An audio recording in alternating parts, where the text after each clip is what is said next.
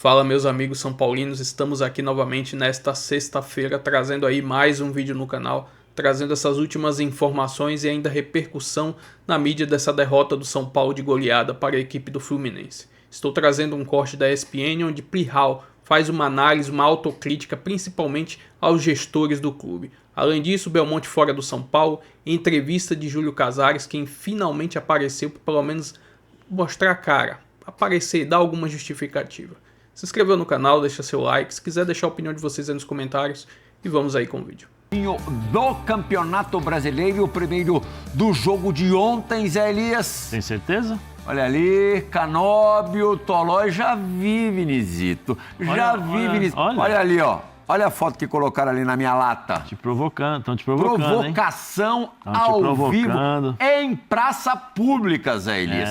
Em 2002, portanto, 23 anos atrás, o São Paulo, Zé, de Kaká, tocou 6-0 no Fluminense de Romário. Esse jogo aconteceu no Morumbi. Não foi que o Romário deu um tapa na cara do Andrei. Ontem, o tricolor das Laranjeiras devolveu a goleada no Maracanã, Zé. E, depois do primeiro tempo de 3-0, a torcida do Fluminense exigia o 3 vira, 6 acaba, porque queria justamente, o torcedor carioca tem esse lado de relembrar, de guardar. Um dia vai chegar a hora do troco. Chegou, Zé. Chegou ontem, né? Plihal, nós estávamos conversando ontem justamente sobre as dificuldades que o São Paulo iria enfrentar, né? Pelo número de jogadores que estavam ausentes, pela capacidade do time do Fluminense. E eu falei para você, eu lembro que eu mencionei, falei que o Crespo deveria ajudar um pouquinho a equipe, né? Nós aqui, você que é um conhecedor mais próximo, né? Qual é o ponto forte, qual foi o ponto forte do Zubeldia no São Paulo? Os lados do campo, né? Os lados do campo com velocidade, inclusive com os próprios meninos, né? Que foram alçados das categorias de base, lado do campo, velocidade. Aí ontem o que acontece? O que o Crespo faz? Ele coloca dois meninos, o Luca e o Mike, para jogar. Improvisado. Luca improvisado, Luca é atacante. Improvisado para jogar na lateral, né? Lateral esquerdo, ala lateral pelo lado esquerdo, o Mike pelo lado direito, dando todas as possibilidades do Fluminense jogar exatamente como queria. Olha que bola do Alan Fraco aí, né?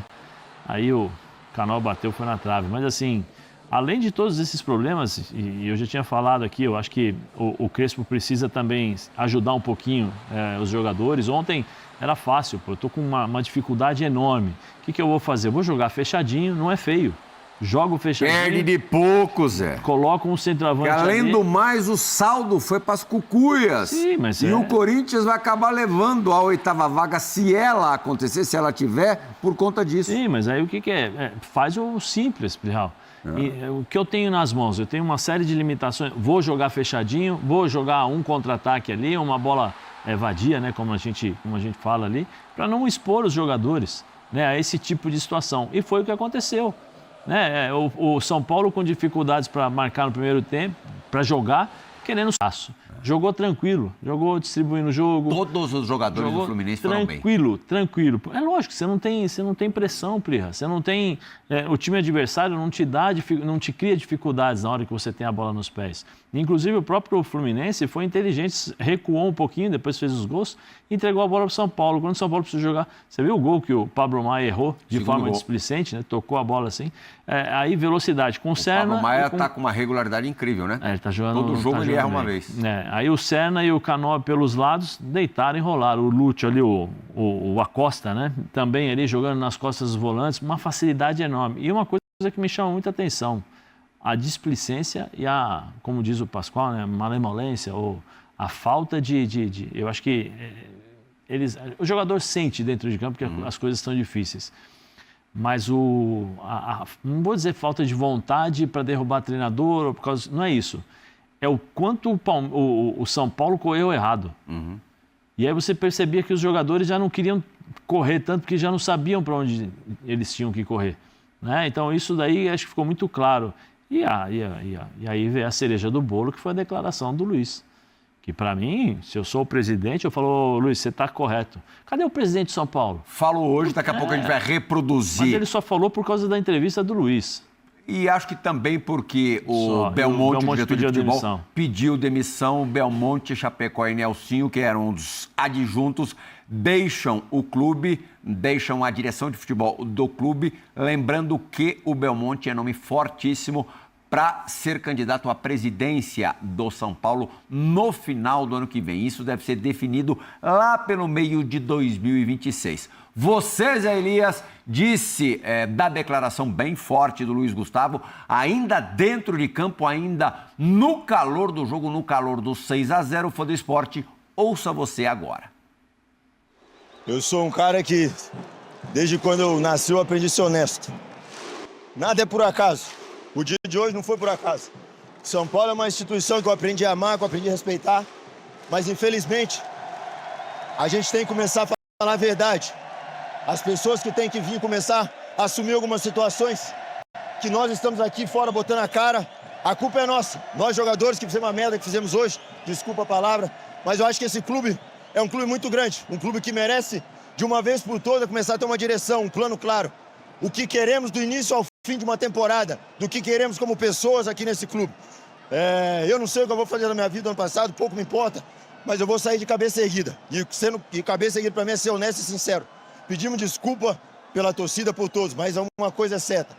Está na hora do São Paulo começar a colocar as caras quem tem que colocar, assumir responsabilidades. Todo mundo tem responsabilidade. Assumir de cima para baixo para que esse clube possa realmente voltar a ser alguma coisa grande no futebol. Eu aprendi na minha vida, quando eu erro, eu venho aqui, falo, peço desculpa, reflito o que eu tenho que fazer e melhoro. Tem coisas, como eu disse, eu cheguei no clube faz 2 anos, mas tem pessoas lá que vivem muito mais tempo que eu, que estão vivendo a mesma situação, e não dá mais. Acabou. Eu sou uma pessoa que vivo para melhorar, para evoluir. E espero que esse clube, como eu disse, é um clube apaixonante, um clube gigante, muito maior do que qualquer um que está aqui. Mas precisa realmente que as pessoas botem os pingos nos is para que isso aqui continue a evoluir como todos esperam. Não sei exatamente, Elias, como que a direção do São Paulo interpretou, ou o que restou da direção do São Paulo, e o presidente Júlio Casares interpretaram essa declaração do Luiz Gustavo. Imagino que o Casares não deva ter gostado muito, porque ele foi muito direto, papo reto mesmo. E só para quem não, por acaso, domina o ambiente do São Paulo, eu vou explicar, Zé, rapidamente, bem rápido mesmo, quais são os maiores problemas do atual São Paulo, problemas que o Luiz Gustavo se referiu. O Luiz, foi claro, não se eximindo de responsabilidade dele e da comissão técnica, dele representando o corpo de jogadores e da comissão técnica. Você acabou de dizer que o Hernan Crespo cometeu inúmeros erros na partida de ontem e não foi a primeira vez que isso aconteceu. Já vem acontecendo, o Crespo também, digamos, não está em boa fase e os jogadores claramente também não, né? Você também falou do Pablo Maia. O Pablo Maia acho que exemplifica bem o momento técnico do elenco do São Paulo, tem esse lado. Tem a questão do planejamento, que o Luiz também tocou. Você começa o ano pleiteando, disputar todas as competições, brigando pelo título, com jogadores já consagrados. Sem nenhum dinheiro para transferências, o São Paulo optou por trazer jogadores renomados, que estavam sem contrato, custo ou zero, trocas. Né? Custo zero, claro que tem o custo do salário, não é um custo baixo, muito pelo contrário. De repente, no meio do caminho, porque muitos desses jogadores se lesionaram, você é forçado a colocar jovens para atuar. Os jovens campeões da Copinha desse ano. Dos 4 que apareceram com mais frequência, 3 rapidamente foram negociados. E o São Paulo liquidou esses jogadores. Preço de banana. Realmente um preço menor do que a gente imaginava que eles valessem. Os 3 estão no futebol europeu. Mais um motivo: estádio. O São Paulo, no principal mês da temporada do calendário, novembro, não jogou no Morumbi e não vai jogar o último jogo em casa contra o Internacional, ao contrário do que foi dito pela própria diretoria. E pelo valor irrisório, né? Irrisório. Se você colocar na ponta do lápis, é prejuízo. Quer dizer, nem o lado econômico se justifica. São 4 jogos, 4 mandos de campo que você abre mão de jogar no Morumbi.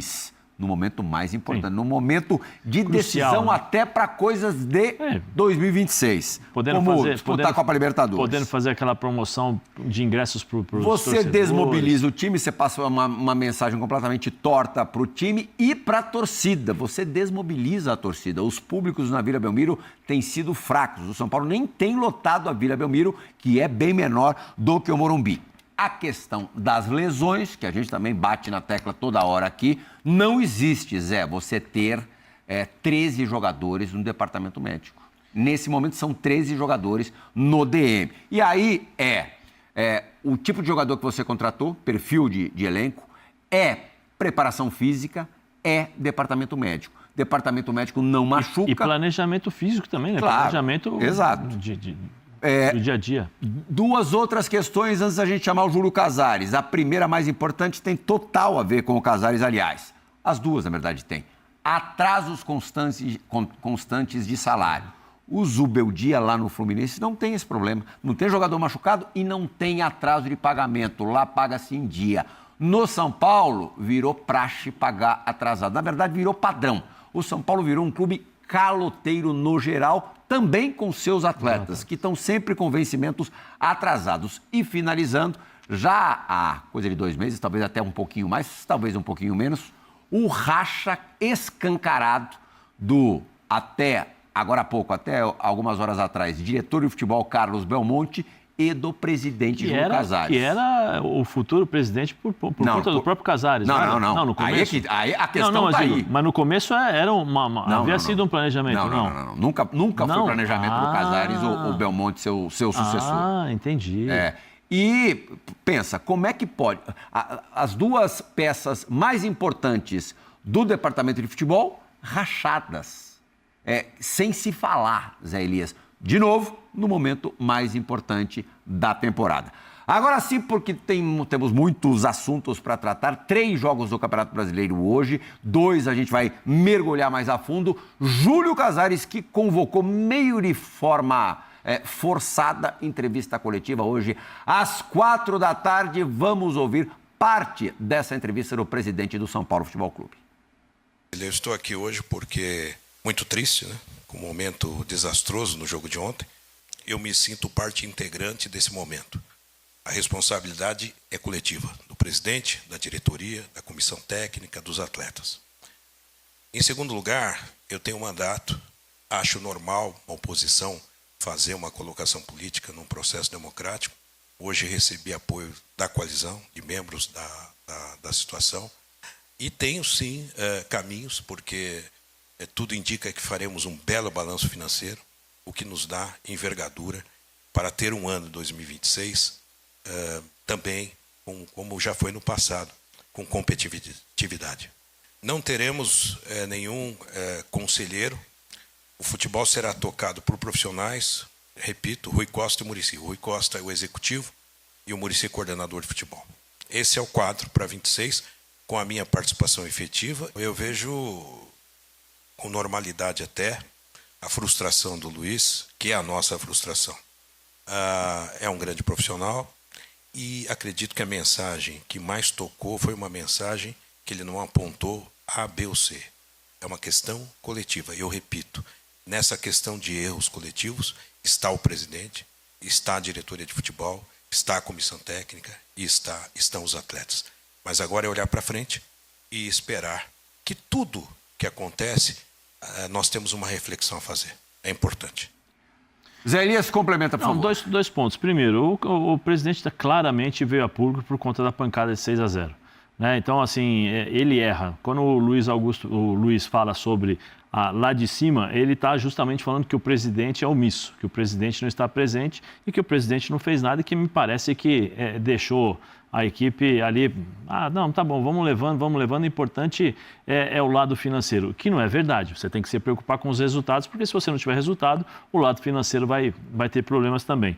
E uma coisa que eu queria tocar assim, né, eu gostaria de ver o Muricy mais presente no São Paulo, nas entrevistas, ao lado desses meninos que foram colocados ontem no Coliseu ali. É importante para esses meninos o Muricy estar presente. Uhum. Porque com toda essa bagunça, para quem eles vão olhar? Para o treinador está perdido. Porque o Crespo ele está jogando responsabilidade um tempão e não bate no peito e assume que ele não está conseguindo escalar o time, com todas as dificuldades. Breve parênteses, ontem o Crespo na entrevista coletiva falou mais uma vez na sua permanência para 2026 com um detalhe: me prometeram mudanças importantes, contratações em janeiro, isso tem que acontecer o mais rápido possível. Aliás, o campeonato começa no fim de janeiro, né? Mas independente disso, né, Pilar? Ele precisa fazer o trabalho dele. Mas eu queria que o Muricy, por exemplo, essa questão dos jogadores lesionados, já que ninguém do departamento médico vem a público falar, já que nenhum diretor vem a público falar o porquê machucou, cadê o planejamento que está acontecendo, o Muricy, com toda a experiência que tem, seria um cara útil para que o São Paulo pudesse, né, mostrar para os torcedores um pouco mais de clareza, transparência no que vem acontecendo. O Muricy tem isso, o Muricy tem esse crédito. Eu gostaria de vê-lo mais atuando aqui, o Muricy, justamente agora que os meninos estão sendo colocados aí, para proteger esses garotos. Vou trazer aqui agora uma análise do GE dessa derrota do São Paulo para a equipe do Fluminense, abre aspas, noite de vergonha no Maracanã. É o exemplo mais extremo do São Paulo atual. Tricolor mergulha em problemas e parece barco à deriva sem a presença de dirigentes da alta cúpula no Maracanã. Desabafo de Luiz Gustavo reflete crise institucional profunda. A goleada sofrida pelo São Paulo por 6-0 para o Fluminense nesta quinta-feira, a pior dos últimos 24 anos, é o retrato bem acabado do que vive o clube neste momento. O tricolor tem sido goleado diariamente dentro e fora de campo. Inúmeras lesões, eliminações inesperadas, disputas políticas entre líderes da diretoria há mais de um ano para a eleição e um horizonte que não há qualquer sinal de mudanças para o futuro próximo. Em campo, São Paulo deu só um exemplo, ainda que extremo, do que tem vivido fora dele. Levou 6 gols do Fluminense, deu adeus às chances de se classificar para a Libertadores sem depender de outros resultados e, da boca do seu capitão, deu recados importantes para o seu torcedor. É preciso assumir responsabilidades. Publicamente, Júlio Casares e Carlos Belmonte podem negar atritos e fingir naturalidade diante de uma relação cada vez mais fria. Quem acompanha o dia a dia e conhece os bastidores do São Paulo, porém, sabe que é diferente. Ela já não existe e que as preocupações não são sempre o desempenho esportivo. O tricolor pediu para enfrentar o Internacional na Vila Belmiro na penúltima rodada do Brasileiro, depois de a torcida anunciar que faria um protesto no Morumbi. A justificativa, o gramado de seu estádio, segundo o presidente Júlio Casares, não estaria em boas condições para receber o jogo. E nada é por acaso.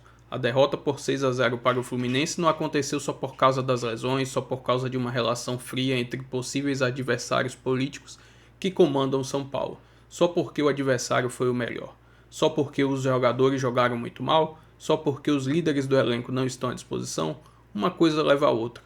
Um comando preocupado com a eleição deixa passar problemas que levam a outros problemas e o resultado no Maracanã é a ponta final disso. Será que vai mudar alguma coisa após essa goleada? O que vai acontecer, que eu acredito que é óbvio, o Júlio Casares vai sumir, não vai dar entrevista mais, pelo menos eu acredito nessa reta final de Brasileiro e também no final da temporada, montar um planejamento para a próxima e vai ver no que dá. Possivelmente vai ter algumas saídas de jogadores aí.